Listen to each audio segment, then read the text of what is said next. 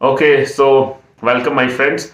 Today I have a very special guest with me, Mr. Vivek Ratan. He has qualified Jammu and Kashmir Administrative Services Examination 2018, and he has secured very good rank. And today he is with me. We are actually in administration.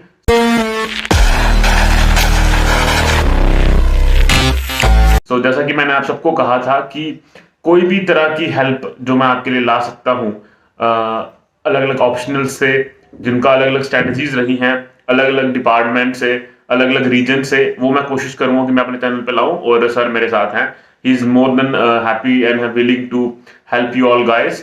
So first of all a very warm welcome sir. Thank you Sachin. और मैं सचिन को भी appreciate करता हूँ इस जो भी NDA Sachin ने लिया है, ताकि आप लोगों की हेल्प हो सके हमारे थ्रू। हम किसी तरीके से मैं आप लोगों के कांटेक्ट में आए, हमारे जो ऑफिसर्स हैं वो कांटेक्ट में आए, और ये एक बड़ा एक अच्छा अप्रिशिएबल पॉइंट है, और इसके लिए चलो मैं सर, अप्रिशिएट करता हूँ सचिन थोड़ी को। सी सर एक्चुअली हम फ्री रहते हैं तो थोड़ी सी मेरी कोशिश रही है कि हेल्प करूं लोगों की। इस टाइम में तो हम यही कर सकते हैं, कोरोना टाइम चल रहा है और ये डेफिनेटली बेनिफिट करता है क्योंकि डिजिटल हमेशा ऑलवेज वहीं पे रहता है, तो आप देख सकते हो। तो सर जैसे कि आपकी जर्नी पर्सनली, सर अगर मैं आप ऑडियंस को बताऊं पर्सनली, ये मेरे लिए भी काफी मोटिवेशनल फिगर है क्योंकि जो इनकी लाइफ है वो थोड़ी स्पिरिचुअल टर्म्स में रही है। और ये जो एडमिनिस्ट्रेट जो जैसे हम क्लास में भी पढ़ते हैं, तो he is very sincere student and he takes things not for granted. He believes कि इनका जो बेसिक फिलोसफी है कि अगर सरकार हमें पैसा दे रही है तो हमें उसका हर एक चीज यूटिलाइज करनी है और बिल्कुल सही डिसिप्लिन लॉस जो कैरी जो लिखे गए हैं उनको फॉलो करके लाइफ जीनी है। और उन्होंने ये चीज प्रूव भी करके दिखाई है। इनका जो पेपर था केएस पास करके, हालांकि इन्होंने नेट पास करा है, गेट पास करा है, ना जाने कितनी सारी डिग्रीज हैं इनके पास, ये मास्टर्स करी है इन्होंने, एमफिल करी है, तो ये सब है इनके पास। तो इससे बेटर पर्सन आपको तो मिल नहीं सकता। हमारे पूरे बैच में हम बोलते हैं कि he is the most sincere guy, और जब भी आप इनसे फील्ड में मिलोगे you will also understand the same. तो सर आप प्लीज अपने बारे में बताएं, आपने अपनी स्कूलिंग कहाँ से करी और आपकी क्या मोटिवेशन रही इसकी तैयारी के लिए।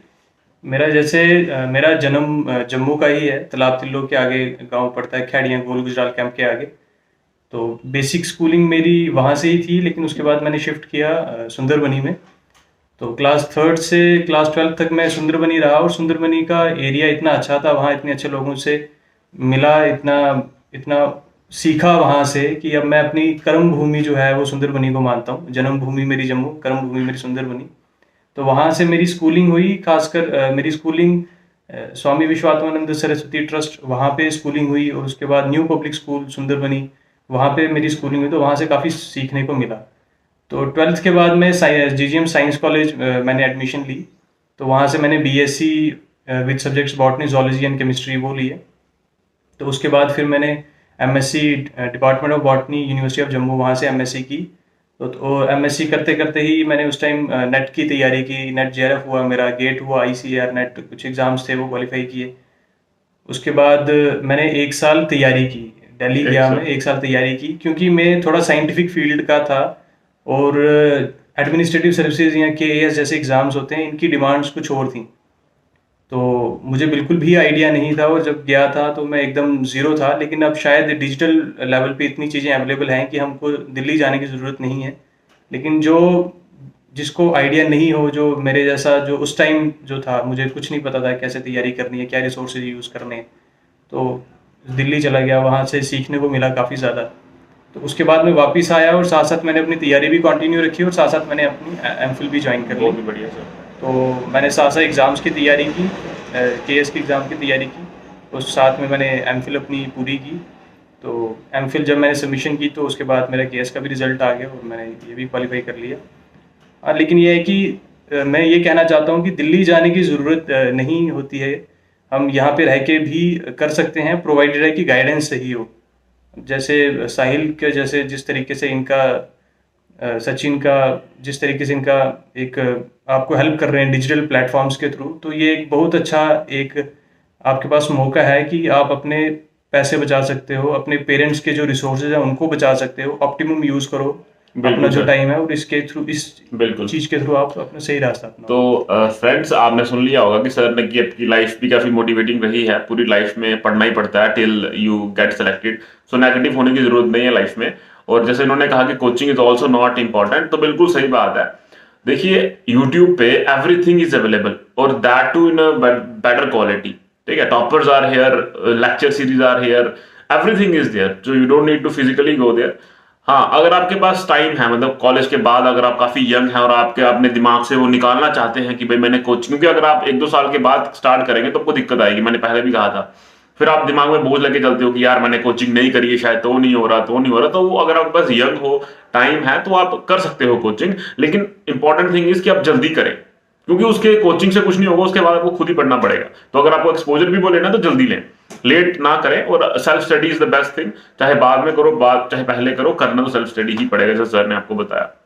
तो सर आपसे मैं पूछना चाहूंगा एक स्पेसिफिक सवाल। जैसे कि आपने कहा कि आप मास्टर्स कर रहे थे, तो मेरे पास एमफिल कर रहे थे, सॉरी, मेरे पास काफी वो आते हैं क्वेश्चंस की जो वर्किंग प्रोफेशनल्स हैं वो कैसे टाइम को मैनेज करें। आप अपनी मास्टर्स भी एमफिल भी कर रहे थे और आप तैयारी भी कर रहे थे, तो वो आपने कैसे मैनेज किया और क्या टिप्स देना चाहेंगे? बहुत अच्छा एक क्वेश्चन है कि सबसे मेन चीज आती है कि हम टाइम को किस तरीके से मैनेज करें। मैं जैसे अपनी अगर मैं एग्जांपल दूंगा तो आप ये देखिए कि आपके पास जब भी आप कोई काम कर रहे हैं तो कहीं ना कहीं टाइम बीच में होता ही है। जैसे अगर आपको इनकेस शाम को आप जल्दी फ्री हो रहे हैं तो आप शाम के बाद रात तक का टाइम लगा सकते हैं। अगर इनकेस आप रात को लेट फ्री हो रहे हैं तो आप सुबह जल्दी उठ जाइए, 4-5 बजे उठ जाइए, क्योंकि आपको एग्जाम क्वालिफाई करना है, आगे सर्विस करनी है। तो उसके लिए मोटिवेशन यही है।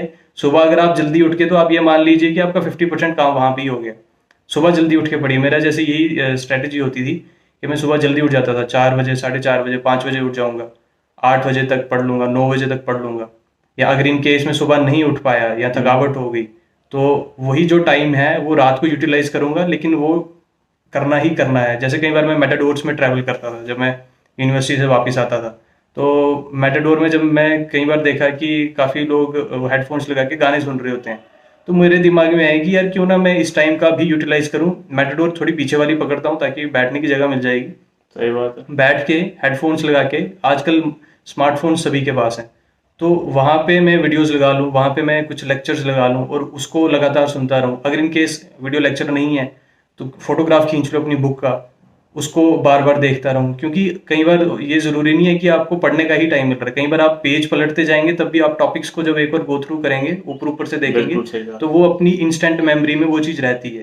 तो ये टेक्निक्स कई बार आप ड्यूरिंग, जैसे कई बार आप ड्यूरिंग काम ही कर रहे हैं, उसमें बीच में टाइम मिल गया, लंच टाइम मिल गया, थोड़ा सा वो टाइम मिल गया, उस टाइम को यूटिलाइज कीजिए। लंच टाइम के बाद आप हेडफोन्स लगा लीजिए या फोन्स का यूज़ कीजिए, टेक्नोलॉजी का ज़्यादा से ज़्यादा यूज़ कीजिए। सही कहा। तो यू कैन सी कि आपको इनोवेटिव सॉल्यूशंस चाहिए, हर एक का अपना अपना माइंडसेट है, सबको पता है पढ़ना है, लेकिन जब आप ट्रैवल कर भी रहे हो, this should be innovative step ना। उस टाइम पे आप गाने सुन रहे हो या पढ़ाई कर रहे हो, और मेरे हिसाब से ये चॉइसेस जो स्मॉल स्मॉल होती हैं ये मैटर करती हैं। ये क्योंकि जब आप क्रॉस करोगे, मोस्टली बच्चे इस लेवल पे तो होंगे, लेकिन थोड़ा सा थ्रेशोल्ड क्रॉस कर जाएंगे वो पास हो जाएंगे। तो वो जो माइक्रो लेवल जो आपको सक्सेस, उस माइक्रो एफर्ट से जो सक्सेस मिलती है वो आपकी लाइफ को चेंज कर सकती है। इसलिए छोटी चीजों पे फोकस जरूर करें। इनोवेटिव आप अपने अपने तरीके से इनोवेट कर सकते हैं, जैसे अपने सर ने कहा, इन्होंने ये चीज करी है। मेरा एक पर्सनल एक्सपीरियंस रहा है सर, जब मैं खाना खाता था अपनी मेस में, तो मैं वो सुना करता था करंट अफेयर्स क्या हो रहे हैं, तो वो मेरे दिमाग में मेमोरी रहती थी। चाहे वो उसको मैं भूलना भी चाहूँ वो भूल नहीं सकती, क्योंकि आपको आदत बड़ी होती है तो आपके रिफ्लेक्सेस में रहती है। तो ये बहुत अच्छी एडवाइस है वर्किंग प्रोफेशनल्स के लिए। अब एक और सवाल सर जो मेरे को बच्चे पूछते हैं कि सर सी सैट के लिए कैसे तैयारी करें, क्या क्या उसकी बुक्स हैं, सोर्सेज क्या क्या पढ़ने चाहिए, तो सर उसके बारे में मैटर बता सकते हैं आपको सर प्लीज। सी सेट के लिए जैसे मेन प्रॉब्लम कई बार आती है आर्ट्स स्टूडेंट्स को कि सी सेट को किस तरीके से पढ़ें। तो मैंने क्या किया था कि कई बार मैंने जब स्टार्टिंग में पता किया तो मुझे कहा किसी ने कि RS अग्रवाल की बुक पढ़ लो, ये वो पढ़ लो। फिर जब मैंने देखा तो ये बहुत ज़्यादा बल्कि था, तो हमको सी सेट को सिर्फ क्वालिफाई करना है, तो हमको उसको स्कोर ज़्यादा ले लेंगे तो उसका कोई पॉइंट नहीं है। तो मैंने क्या किया था कि जैसे बैंकिंग बुक्स हो गई, ऑनलाइन बैंकिंग वेबसाइट्स हो गई, वहाँ पे जैसे पुराने क्वेश्चंस पेपर रखे, उनको सॉल्व किया और ये देखा कि अगर ये जो क्वेश्चन आ रहा है तो ये कौन से टॉपिक से आ रहा है, तो उस टॉपिक को ऑनलाइन सर्च किया। अब क्योंकि बैंकिंग से रिलेटेड मटेरियल ऑनलाइन बहुत ज़्यादा अवेलेबल है, ऑनलाइन वीडियोस बहुत ज़्यादा अवेलेबल हैं, तो आप बल्कि बुक्स को रेफर करने से बेटर है कि आप ऑनलाइन सोर्सेज को पढ़िए, क्वेश्चन पेपर सॉल्व कीजिए, आपको आइडिया हो जाएगा सी सैट के एग्जाम का, एप्टीट्यूड का। तो उसको पढ़ के अगर कोई क्वेश्चन नहीं समझ आ रहा तो उसी पैटर्न के क्वेश्चन को आप ऑनलाइन सर्च कीजिए, इस पे ज़्यादा टाइम लगाने की ज़रूरत नहीं है। हाँ, लेकिन इतना होना चाहिए कि आपको क्वालिफाई करना है किसी तरीके से। और इंग्लिश की जो सेक्शन है, खासकर पैसेजेस वगैरह, आजकल इनका लेवल काफ़ी ज़्यादा अच्छा आ रहा है। तो इसके लिए ये है कि कोई एक बुक उठा लीजिए बाजार से और उसको प्रैक्टिस कीजिए ज़्यादा से ज़्यादा पैसेजेस सॉल्व करने की। क्योंकि कुछ स्टूडेंट्स जो मैथ्स में कंपेरेटिवली वीक हैं, वो कहीं ना कहीं इंग्लिश से या पैसेजेस से स्कोर ज़्यादा कर सकते हैं। तो यही मेरी स्ट्रैटेजी रही थी। राइट। तो सर ने जो कहा उसको आप प्लीज फॉलो कीजिए, इतनी कोई बहुत बड़ी चीज नहीं है सी सैट, अगर आप प्रैक्टिस करेंगे, because I personally believe sir it's a skill. थोड़ा ऐड करना चाहूंगा, तो आपको मेरे बोलने से और आप खुद बोलोगे मेरे को आ रहा है, उससे कुछ नहीं होता। आपके दिमाग को कंडीशन करना है डेली करने से ना। जब आप डेली करोगे फिर अपने दिमाग के चाहते हुए भी आप निकाल नहीं सकते कि भाई ये चीज मेरे से निकाल दे। आपका माइंड वैसा सोचना शुरू कर देता है, फास्ट कॉम्प्रीहेंड करेगा, फास्ट रीड करेगा, फास्ट आपकी चीज सेलेक्ट कर लेगा कि रीजनिंग को कैसे, किस तरह का ये सवाल है और कैसे आपने इसको सॉल्व करना है। तो वो होगा कैसे, आपने जो प्रीवियस ईयर पेपर्स हैं वो तो करने ही करने हैं, प्लस जो मॉक टेस्ट आते हैं आईएएस के अलग अलग एग्जाम वो है साइट्स हैं, वहां से आपको मिल जाएंगे। बस mock test for CSAT IAS आपको काफी मिल जाएंगे, वो आप करें। और जहां पे भी आपको लगता है कि ये पर्टिकुलर सेक्शन का क्वेश्चन मेरे को नहीं होता, जैसे स्पीड एंड डिस्टेंस, ठीक है, तो इसको आप पूरा फोकस करें, या परसेंटेज का कुछ सवाल वगैरह इस पे फोकस करें, जब आपसे पजल नहीं बन रहा है रीजनिंग का उस पे फोकस करें। हर एक की अपनी अपनी वीकनेसेस और स्ट्रेंथ है, सारा का सारा आपको कंप्लीट नहीं करना है। आपने दिमाग में हमेशा यही रखना है कि 55 और के आसपास अटेम्प्ट करें 80 में से सवाल, और उसमें से आप कंफर्टेबली पास कर जाते हैं, ठीक है। और कॉम्प्रिहेंशन, अगर आपकी इंग्लिश स्ट्रांग है तो इंग्लिश में आप एक्सेल कर सकते हैं, ठीक है। ये आपकी आपकी पर्सनल गेम है, आपने किस में कितना फोकस करना है। लेकिन टाइम के साथ, टाइम लगा के जब आपने पेपर पक्का सॉल्व करने हैं, क्योंकि आपका दिमाग कंडीशन होना चाहिए 2 घंटे में 55-60 के आसपास क्वेश्चन अटेम्प्ट करने का, तभी आप पेपर में कर पाएंगे। फिर आप वहां पे जाके कंफ्यूज नहीं होंगे। मेरे काफी दोस्त रहे हैं जिनका सी सैट नहीं हुआ था 2018 में, और तो उन्होंने इंटरव्यू तक दिए थे 2016 के। सो ये केसेस होते हैं और गलती हो सकती है सबसे, लेकिन प्लीज इसका फेयर ना जनरेट करें। खासकर आर्ट्स बैकग्राउंड वाले बच्चों में, वो काफी डरते रहते हैं कि सर सी सैट नहीं हो रहा, बाकी जीएस सब पढ़ ली है। तो यार अगर जीएस पढ़ ली है, सी सैट कोई बहुत बड़ी बात नहीं है। जो आपको कहा, स्टिक टू दैट सोर्सेज। और प्लस एक और चीज मेरे दिमाग में चल रही थी कि जब आप सॉल्व करेंगे, जैसे सर ने कहा कॉम्प्रिहेंशन करें, मैथ्स करें, रीजनिंग करें। रीजनिंग के लिए जो सर ने कहा था आर एस अग्रवाल की बुक आती है, आप उसको पकड़ सकते हो रेफरेंस के लिए, पूरी बुक नहीं पढ़नी है, जो आपको नहीं आ रहा वहां से डायरेक्ट देख सकते हो, ठीक है, ताकि आपके दिमाग में रहे। सेकेंडली, मैथ्स के लिए मैं एक बुक बताऊंगा आपको, राकेश यादव सर के क्लास नोट्स आते हैं एसएससी के लिए। आपने वो पढ़ने नहीं है क्योंकि एसएससी लेवल काफी हाई है, उसको कोई मतलब नहीं पढ़ने का, लेकिन आप वो अपने पास बुक हैंडी रखिए एज रेफरेंस। अगर आपको कोई चीज नहीं समझ आ रही है, अगर आप नहीं चाहते हो कि आप इंटरनेट पे जाएं, उस बुक में सब कुछ लिखा है। एक टॉपिक का जीरो लेवल से, मतलब जो लेवल्स होते हैं ना, टफनेस लेवल जीरो से स्टार्ट करता है वो प्रॉब्लम्स, और नेक्स्ट लेवल तक लेके जाता है। तो जहां पे भी आपको लगे कि इस लेवल तक मेरे को आ रही है समझ और इतना ही काफी है सी सैट के लिए, उस पर स्टॉप कर सकते हो आप। एटलीस्ट आपको कंप्लीशन की फीलिंग आ जाएगी कि मैंने सब टॉपिक्स पे बेसिक जो फॉर्मूला एप्लीकेशन बेस्ड क्वेश्चन होते हैं वो आपको आ रहे हैं। बस ये फीलिंग आपको चाहिए, और जब से आप प्रीवियस ईयर पेपर करते जाओगे, मॉक करते जाओगे, आप उसको पास कर लोगे। तो आई थिंक कि सी सैट के लिए अभी किसी को टेंशन नहीं होगी। ओके, तो सर से एक और चीज पूछेंगे कि सर आपका ऑप्शनल क्या रहा? मेरा जैसे मेरा सब्जेक्ट जो था वो बॉटनी था, लेकिन मैंने ऑप्शनल यहाँ पे जोलॉजी लिया था, क्योंकि मैंने नेट भी किया था, तो इसलिए मुझे ज़्यादा प्रॉब्लम नहीं होती थी। मैं बायोलॉजिकल साइंसेस का कोई भी ले सकता था सब्जेक्ट। तो जोलॉजी ने हमेशा से परफॉर्म भी अच्छा किया था केएस में, तो इसलिए मैंने सोचा मुझे रिस्क नहीं लेना चाहिए, और जो प्रेफरेबल सब्जेक्ट है मैंने जोलॉजी को चूज किया। That's great sir. तो सर आपका जो आपने जब ये तैयारी करी, तो आपने कोई टेस्ट सीरीज ज्वाइन करी थी मेंस के लिए, प्रीलिम्स के लिए जम्मू में, कोई कुछ स्पेसिफिक? मैंने टेस्ट सीरीज तो ज्वाइन नहीं की थी सब्जेक्ट के लिए, ऑप्शनल के लिए नहीं की थी मैंने, लेकिन हाँ मैंने इसके मेंस के लिए टेस्ट सीरीज ज्वाइन की थी मैंने। अच्छा, मेंस के लिए आपने? मेंस की प्रैक्टिस जो जीएस जो होता है कि, तो उस जीएस के जितने पेपर 1 to 5 जितने भी थे, तो उनके लिए मैंने एक टेस्ट सीरीज। तो सर आप आंसर राइटिंग में बता सकते हैं थोड़ा, आपने आंसर राइटिंग कब स्टार्ट की, कितनी की? आंसर राइटिंग जैसे कई कुछ स्टूडेंट्स में यहाँ पे भी क्लियर करना चाहूँ, कुछ को डाउट होता है, वो जब शुरू करते हैं पढ़ना तो उनको लगता है कि क्या हम सर आंसर राइटिंग भी साथ साथ करें। तो यहाँ पे मैं कहना चाहूँगा कि पहले आंसर राइटिंग करने से पहले अपना एक कंटेंट बिल्ड कीजिए, बेसिक्स अपने क्लियर कीजिए, एनसीईआरटीज पढ़िए, जो स्टैंडर्ड बुक्स हैं वो पढ़िए, और फिर जब आपको लगे कि हाँ अब आपके पास कंटेंट है, उसके बाद आंसर राइटिंग जो है वो प्रैक्टिस करना शुरू कीजिए। और जब आंसर राइटिंग करनी है तो आंसर राइटिंग का एक सेट पैटर्न है। जैसे कोई क्वेश्चन आया तो क्वेश्चन आया तो उसकी इंट्रोडक्शन, बॉडी और कंक्लूजन, ये तो चलो हम कहते हैं, लेकिन सबसे ज़्यादा प्रॉब्लम जो स्टूडेंट्स को होती है वो होती है स्टार्ट करने में, कि सर क्वेश्चन आया तो मैं उसको स्टार्ट कैसे करूँ। तो वहाँ पे मैं कई बार जब डिस्कशन होती है तो मैं ये कहता हूँ कि जब आपके सामने प्रश्न आया, क्वेश्चन आया, तो आप ये सोचिए कि ये जो एग्जामिनर है उसने अपने दिमाग में क्या सोच के ये क्वेश्चन आपको डाला होगा। नाइस। आपको ये चीज़ ध्यान में रखनी है। अगर क्वेश्चन आया कि फ्लड आया ऐसे ऐसे हमारे इंडिया के ऐसे ऐसे पार्ट में, तमिलनाडु में या चेन्नई में, तो क्या एग्जामिनर के दिमाग में चल रहा था, आखिर क्या ऐसी ज़रूरत पड़ी कि उसको लगता है कि जो फ्यूचर एडमिनिस्ट्रेटर्स हैं, उनसे मैं ये क्वेश्चन पूछूं कि ये जो फ्लड की प्रॉब्लम है ये कैसे सॉल्व हो सकी। सबसे पहले जो एग्जामिनर के दिमाग में जो क्वेश्चन है उसको इंट्रोडक्शन में उसको थोड़ा सा एड्रेस कीजिए, उसको दिखाइए कि हाँ सर, मुझे आपका जो क्वेश्चन है, आपका जो प्रश्न है वो मुझे समझ आ गया है और मैं उसके हिसाब से अब आपको आंसर देने लगा हूँ, क्योंकि शुरुआत करना सबसे ज्यादा मुश्किल होता है। तो ये मेरा हमेशा से एक पैटर्न था कि मैं उसको समझूं कि क्वेश्चन पूछा है तो उसके पीछे कारण क्या है। बिल्कुल। जब आपने क्वेश्चन समझ लिया, आपने उसको स्टार्ट किया जिस हिसाब से डिमांड है, तो उसके बाद अब मैं क्योंकि आपको कह रहा हूँ कि पहले अपने कंटेंट बिल्ड कीजिए। जब आपके पास कंटेंट होगा तभी आप आगे जो बॉडी है आंसर की वो अच्छा लिख पाएंगे, वो रेलिवेंट लिख पाएंगे। आपको पता लगेगा कि जो क्वेश्चन पूछा है तो क्या मैं उसके हिसाब से रेलिवेंट आंसर दे रहा हूँ या नहीं दे रहा हूँ। उसके बाद कंक्लूजन जो होगा वो आपकी एक सोच होगी कि आप एज ए एडमिनिस्ट्रेटिव किस एंगल से इस प्रॉब्लम को देखते हैं और आप किस तरीके से उसको सॉल्व कर सकेंगे। जब भी कोई प्रश्न आ रहा है तो उसको ये समझिए कि आपकी प्रैक्टिकल लाइफ में ऐसा क्वेश्चन है, और जब आप आंसर उसको उस हिसाब से देंगे कि आपकी प्रैक्टिकल जो प्रॉब्लम है वो सॉल्व हो जाए, तो आपका आंसर एकदम अलग लगेगा और नेचुरल है कि बाकियों के हिसाब से आप आंसर राइटिंग में एज गेन करेंगे और आपके मार्क्स जो अल्टीमेटली कहीं ना कहीं बेटर होंगे as compare to your competitors. Right sir, बहुत ही अच्छा बताया सर आपने। और बिल्कुल सर इसको प्लीज फॉलो कीजिएगा, बिल्कुल सही चीज बताई है सर ने कि ये जो है ना, ये सब लोग कर देते हैं आंसर राइटिंग, उनको पता नहीं लगता कि एक्चुअली में आंसर लिखना कैसे है, वो क्लबिंग करके डाल देते हैं। तो प्लीज ये जो सर ने जो तरीका बताया, I think this is the best way to write the answers.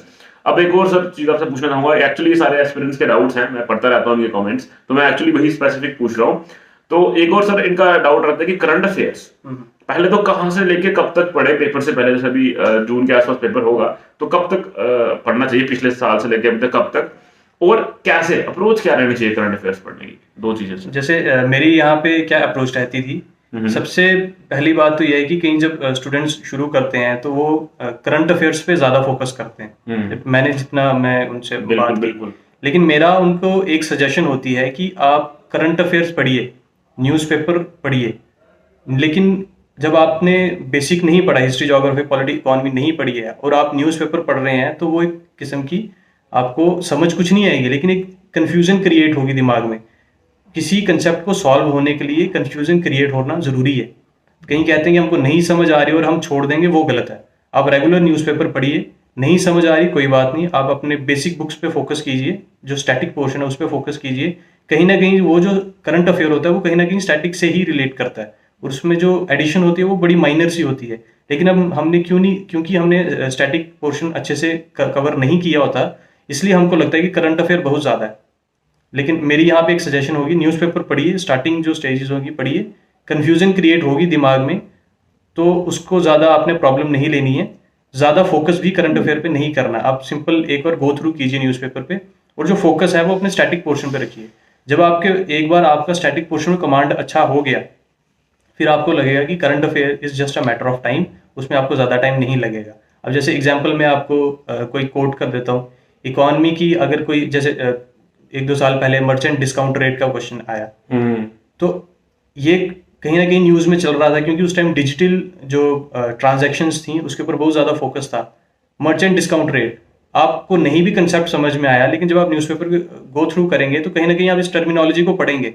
जब आप अपने स्टैटिक पोर्शन में अच्छे से गो थ्रू करेंगे फिर आपको पता लगेगा अच्छा एमडीआर की ये वर्किंग है। उसके बाद जब आप करंट अफेयर्स में जाएंगे तो आपको कई बार करंट अफेयर की पढ़ने की जरूरत भी नहीं होगी क्योंकि वो डायरेक्टली आपके स्टैटिक पोर्शन से रिलेट कर रहा है।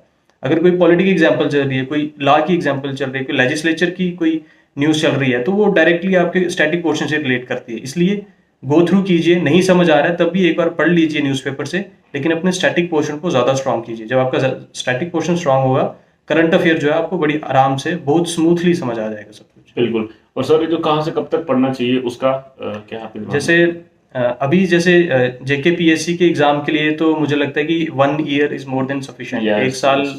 आपके लिए काफ़ी है, लेकिन जिस तरीके से एग्ज़ाम आगे कंटिन्यू होगा या जिस तरीके से डिमांड बढ़ेगी या जिस तरीके से कंपटीशन बढ़ेगा, तो 1 ईयर टू 1.5 ईयर्स। और इसमें भी मैं एक एग्जांपल देता हूँ स्टूडेंट्स को। जैसे कुछ कहते हैं कि सर हम कैसे शुरू करें, अब जुलाई 2021 में एग्ज़ाम होगा, तो क्या हम जून 2020 से शुरू करें? तो मैं उनको एक पर्सनल सजेशन देता हूँ। कई बार कहीं कहीं नहीं भी सेटिस्फाई होंगे, मैं उनको कहता हूँ कि आप उल्टा चलिए। जुलाई 2021 है तो आप मई जून से शुरू कीजिए, मई अप्रैल मार्च, इस तरीके से उल्टा चलिए। Yes, absolutely. क्योंकि अगर आप जून से शुरू करेंगे तो जो रिसेंट अकरेंस होती है उनकी ज्यादा रेलिवेंस होती है एज कम्पेयर टू जो भी पुरानी बातें हो बिल्कुल चुकी हैं। बिल्कुल तो उल्टा चलने से क्या होता है कि जो मेन चीजें और जो अभी अभी अकरेंस जो हो रही है वो आपके दिमाग में ज्यादा रहेगी, और बिल्कुल। मुझे लगता है कि ये ज्यादा बेटर रहता है। बिल्कुल। मेरा पर्सनल एक एडवाइस। बिल्कुल सर, और इसमें ऐड करना चाहूंगा कि एनकैप्सुलेशन हो जाती है। जो न्यूज आपकी जून से चल रही होगी उसका फुल वर्जन जो है वो जनवरी तक आ जाएगा कि वो क्या थी। तो अगर आप उल्टा पढ़ते हैं तो आप पहले वो न्यूज को पढ़ लेंगे, फिर उसका बिल्डअप पढ़ेंगे। जब आप उल्टे से स्टार्ट करोगे तो वो आपके दिमाग में ज्यादा देर तक रहेगी और आपको पूरा पता होगा। जैसे कि नेट न्यूट्रलिटी पे डिबेट चल रही थी एक बार, तो अगर आप एंड में पढ़ते हैं कि ये होता क्या है और इस टाइम पे क्या है इसका, फिर आप उसका पीछे पढ़ोगे कि इस एजेंसी ने कहा था होने चाहिए, इसने काउंटर दिया था, तो वो आपके दिमाग में एक बेटर पिक्चर देता है। राइट, तो जो कॉन्सेप्ट है आपको पहले पूरा आ जाएगा, फिर आप उसके ऊपर एडिशन पढ़ते रहेंगे। हर एक टॉपिक अगर आप ऐसे करोगे तो करंट अफेयर में तो सर आप मास्टर हो, और करंट अफेयर को स्किप नहीं करना है। जैसे सर ने कहा कि पहले आपको बेसिक बुक्स साथ साथ में पढ़नी है, फिर जो करंट अफेयर्स जो आप पढ़ते हो उसकी क्वालिटी बढ़ जाती है आपके दिमाग में, ज्यादा समझ आएगा वो। ठीक है, और इंपॉर्टेंट तो ऑब्वियसली है ही। तो सर से एक और चीज पूछना चाहूंगा सर, थोड़ा टाइम पर ज्यादा ले रहा हूं मैं, लेकिन ये जरूरी है कि जो आपका ऑप्शनल रहा है सर ऑप्शनल, कुछ कहते हैं कि अभी तक हमने ऑप्शनल प्रिपेयर नहीं करा, कुछ कहते हैं कि कितनी देर तक हमें ऑप्शनल पढ़ना चाहिए और फिर हम प्रीलिम्स पे फोकस करें। तो आपकी क्या एडवाइस रहेगी स्पेसिफिकली तो जम्मू कश्मीर के देना चाहते हैं प्रीलिम्स? यहाँ पे मैं ये कहना चाहूंगा कि सबसे जैसे ही प्रीलिमिनरी एग्जाम पास आ रहा है तो पहली तो अपनी प्रेफरेंस ये होनी चाहिए किसी ना किसी तरीके से मैं प्री क्वालिफाई करूँ, तभी मैं मेंस दे पाऊंगा, तभी अपना ऑप्शनल दे पाऊंगा। ऑप्शनल का ये है कि अगर आप स्टार्टिंग से तैयारी कर रहे हैं तो दिन में 2-3 घंटे अपना स्पेयर कीजिए ऑप्शनल में, क्योंकि आपका जो सिलेक्शन है वो आपका ऑप्शनल डिटरमाइन करता है। अगर आपका स्कोर अच्छा है ऑप्शनल में तो वो डिटरमाइन करेगा आपकी कौन सी सर्विसेज मिल रही हैं आपको। तो ऑप्शनल पे स्ट्रांग होल्ड होना बहुत ज़रूरी है। इसलिए जब भी आप शुरुआत कर रहे हैं पढ़ाई की तो एक स्पेसिफिक टाइम 2-3 घंटे अपने ऑप्शनल के लिए रखिए ही रखिए। लेकिन जिस तरीके से प्रीलिमिनरी अब पास आ रहा है तो बेटर होगा कि अगर आप अपने अभी प्री पे फोकस करें, क्योंकि प्री क्वालिफाई करेंगे आप तभी आप अपनी नेक्स्ट स्टेज पे जा पाएंगे। तो प्री क्वालिफाई करने के बाद भी आपके पास 2-2.5-3 महीने का टाइम डिफरेंस होता है। तो क्योंकि अगर आपने प्री क्वालिफाई किया तो ये नेचुरल है कि आपका जीएस पे होल्ड अच्छा होगा, उसके बाद आप जीएस की प्रैक्टिस ही कर सकते हैं, आंसर राइटिंग की प्रैक्टिस कर सकते हैं। और जब भी आपने प्री क्वालिफाई किया और मेंस में बैठने वाले हैं आप, तो अपने ऑप्शनल पे बहुत ज़्यादा फोकस कीजिए। मेरा जैसे ऑप्शनल जोलॉजी था तो इसकी भी मैं कुछ एडिशन बता दूं बिल्कुल कि जोलॉजी या साइंसेस का कोई भी अगर ऑप्शनल है तो सबसे ज़्यादा फोकस डायग्राम्स पे होना चाहिए। हर एक क्वेश्चन की जहाँ पे डायग्राम पॉसिबल हो सके, अगर 15-20% भी पॉसिबिलिटी है तो डायग्राम्स बनाइए, टेबल्स बनाइए, शॉर्ट टेबल्स बनाइए और फिर उसको एक्सप्लेन कीजिए आंसर में। उसका आपको ज़्यादा आउटपुट मिलेगा, क्योंकि कई बार हमको लगता है कि हम एक्सप्लेनेशन दे देंगे, डायग्राम स्किप कर देंगे। तो आप एग्जामिनर पॉइंट ऑफ व्यू से समझिए, एक एग्जामिनर को एक उसकी डायग्राम दिख रही है, जब उसको डायग्राम दिखी उसको पता लगेगा कि जो कैंडिडेट है उसने उसको एक कॉम्प्रिहेंसिव एक होलिस्टिक ओवरव्यू है, और उसी डायग्राम को अगर आप एक्सप्लेन कर रहे हैं पॉइंट वाइज आप एक्सप्लेन कर दीजिए तो आपका पूरा का पूरा एक आंसर बिल्ड हो जाता है। उससे एग्जामिनर की एनर्जी भी कम लगेगी चेक करने में, और उसको एक क्रिस्प और एक अच्छी चीज दिखेगी, प्रेजेंटेशन दिखेगी, तो नेचुरल है कि आपका स्कोर जो है वो ज्यादा बेटर होगा। बिल्कुल सर, बिल्कुल। और सर बहुत ही सही तरीके से आपने समझ करा है सब। आई थिंक कि अब आपको एक फेयर आइडिया मिल चुका होगा। और सर आपकी अपनी तरफ से अगर आपको आपके दिमाग में हो कि मैं टिप्स दूं कि भाई ये चीजें तो मस्ट है, ये आप प्लीज करें एस्पिरेंट्स को जो भी दे रहे हैं प्रीलिम्स, वो सर आप शेयर करें प्लीज। एक मैं एडिशन यहाँ पे करना चाहूँगा कि ये एग्ज़ाम है, काफ़ी अनसर्टेन एग्ज़ाम होता है, आइडिया कुछ नहीं होता, नेगेटिविटी काफ़ी ज़्यादा हो जाती है। मेरे में खुद में कई बार ऐसी नेगेटिविटी आ जाती थी। तो जब भी ऐसी भी प्रॉब्लम फेस आप कर रहे हो तो आप पहले ये देखिए कि आपका मोटिवेशन फैक्टर क्या था इस एग्ज़ाम की तैयारी के लिए। ये एग्ज़ाम काफ़ी ज़्यादा अनसर्टेन है, लेकिन आप अगर आप सच्ची में सर्विस करना चाहते हैं, दिल से सर्विस करना चाहते हैं, तो इस एग्जाम को क्वालिफाई करने से आपको कोई नहीं रोक सकता। सबसे बड़ा मोटिवेशन फैक्टर वो है। और मोटिवेशन जो है वो इंटरनल होती है। एक्सटर्नल मोटिवेशन ज़्यादा से 10 दिन रहेगी, 5 दिन रहेगी, 2 दिन रहेगी, 2 घंटे रहेगी। लेकिन आप जब इंटरनली मोटिवेटेड हैं तो आपको कभी किसी मोटिवेशन की ज़रूरत नहीं होगी। तो मेरी एक सजेशन होगी कि मेडिटेशन कीजिए रेगुलर। मेडिटेशन से आप अपना एक मेंटल स्टेट जो है उसको काम रखेंगे। आप जब भी मेडिटेशन करेंगे तो उससे आपकी डिसीजन टेकिंग कैपेबिलिटी जो है वो बेटर रहेगी। जैसे मेरा एथिक्स का एग्ज़ाम था, तो एथिक्स के एग्ज़ाम में बारिश बहुत ज़्यादा थी और मैं पूरा गीला हो गया। तो दिमाग में थोड़ा सा आने लगा कि यार अब मैं कैसे दूंगा एग्ज़ाम, कहीं मैं बीमार हो गया या कुछ प्रॉब्लम हो गई तो क्या होगा। कांप रहा था, लेकिन किसी तरीके से अपना हाथ सुखाया, सोचा, दिमाग में चलाया कि मुझे किसी तरीके से एग्ज़ाम क्वालिफाई करना है, क्योंकि आगे मैंने इतनी मेहनत की है और मैं सर्विस करना चाहता हूँ। किसी और पोस्ट में मैं सेटिस्फाई नहीं रह पाऊंगा। तो अपनी फुल विगर के साथ में तैयारी एग्ज़ाम के लिए बैठ गया और 3 घंटे में मैंने एग्ज़ाम दिया पूरा। और उसके बाद गीला होने के बाद क्या प्रॉब्लम होगी कि अगला एग्ज़ाम ऑप्शनल का था, तो छुट्टी बीच में नहीं थी, बीमार हो गया। ऑप्शनल जूलॉजी था तो बीमार हो गया बीच में, लेकिन फिर भी 2-3 घंटे मेडिटेशन में बैठा। मेडिटेशन में इतनी ताकत है कि आपको इतनी मेंटल स्टेबिलिटी दे देगी कि आपकी अपनी बॉडी के ऊपर पूरा होल्ड होना शुरू हो जाता है। क्या बात है। तो 2-3 घंटे रेस्ट की थोड़ी, फिर उसके बाद मेडिटेशन की और फिर से रात को बैठ गया। तो उसका रिजल्ट ये है कि आपने जब अपना मेंटल स्टेट जो है उसको काम रखा है। ये साइकोलॉजिकल गेम है, ये एग्ज़ाम जो है वो साइकोलॉजिकल है। ये किसी जीनियस क्वालिफाई नहीं करते, बहुत मेडिकोर स्टूडेंट्स इसको क्वालिफाई करते हैं, प्रोवाइडेड कि आप अपना साइकोलॉजिकल स्टेट ऑफ माइंड जो है, अपना मेंटल स्टेट ऑफ माइंड जो है उसको बैलेंस रखिए, उसको पॉजिटिव रखिए किसी तरीके से। बिल्कुल। आई थिंक टिप्स तो आपको हर जगह से मिल जाएंगी, बट ये जो सर ने चीज कही है ना, आई एक्चुअली पर्सनली बिलीव कि ये 100% हर एक एस्पिरेंट को फॉलो करनी चाहिए। अगर आप आपका पीस ऑफ माइंड है आपके दिमाग में और आपको पता है कि आपका goal is very clear, negativity आएगी, हर एक इंसान को आती है। Small small failure, setbacks, don't take them seriously, उनसे लर्न करना है और always look at the bigger picture. आपको स्मॉल स्मॉल हर दिन छोटी मोटी लड़ाइयां नहीं लड़नी है, आपको बैटल जो है कंप्लीट वॉर जीतनी है। तो इसलिए छोटा मोटा नेगेटिविटी, लाइब्रेरी में पढ़ रहे हो, मन नहीं कर रहा, नेगेटिविटी आ रही है, करियर और मैं सब समझते हैं, हम सब उस सेम फेज से गुजरे हैं, कोई यहाँ पे उससे उड़ के बिना उसके नहीं आया है, हर एक का। लेकिन मैं पर्सनली मानता हूं कि उसी से आपका करेक्टर बनता है, मेंटल आप थोड़े स्ट्रांग बन जाते हो, हर एक चीज को आप फेस कर सकते हो, थोड़े मैच्योरिटी आ जाती है उस चीज से, और वो होना भी जरूरी है। एज एन एडमिनिस्ट्रेटर काफी चैलेंजेस आएंगे और इतना तो आपका होना चाहिए कि आप अपने आप को तो पहले उसको कंप्लीटली ओवर पावर कर पाओ कि जो आप चाहते हो वही आप कर रहे हो।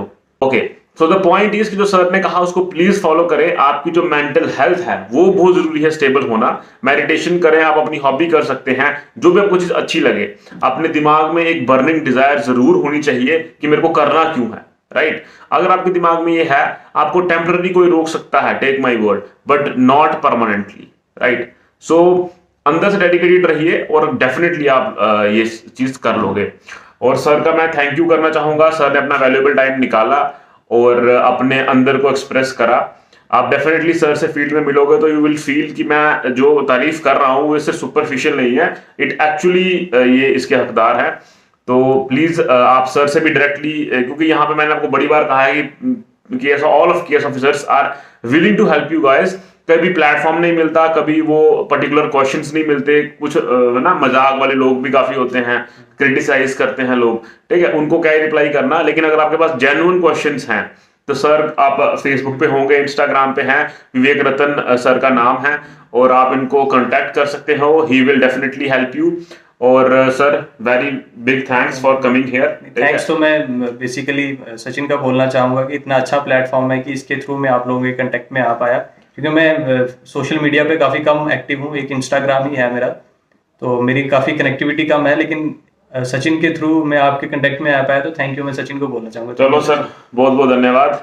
बाकी प्लीज कीप ऑन स्टडिंग, और जो भी आपको अगर लगता है कि कोई डाउट्स हैं प्लीज कमेंट सेक्शन में डालें, हम आपको रिप्लाई करेंगे। अगर आपको और भी कुछ है प्रॉब्लम्स, थोड़ी देर के बाद मेरे दिमाग में है कि जो ऑप्शनल, जैसे ही आपका प्रीलिम्स होगा उसके बाद मैं ऑप्शनल के लिए वीडियोस लाऊंगा, तभी वो मोर रेलिवेंट हैं, या एक दो पहले उससे डाल देंगे ताकि आपको आइडिया मिले। जो फेमस ऑप्शनल्स हैं, जो ज़्यादा लोग लेते हैं, उन पे वीडियोस। प्लस मेरे दिमाग में ये रहेगा कि आप ज्यादा से ज्यादा पढ़े, मोटिवेटेड रहें।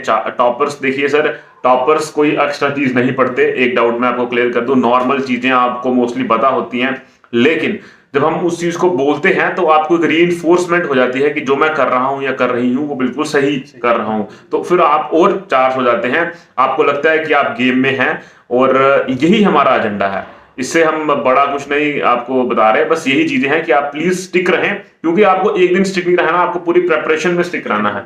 इसलिए बार बार आपको याद दिलाना, टॉपर से मिलके या ऐसे खुद बोल के, आपको यही हमारा एजेंडा रहेगा to help you all guys. So जो भी जेन्युइन है अपनी क्वेरी डालिए, आपको आंसर मिलेगा।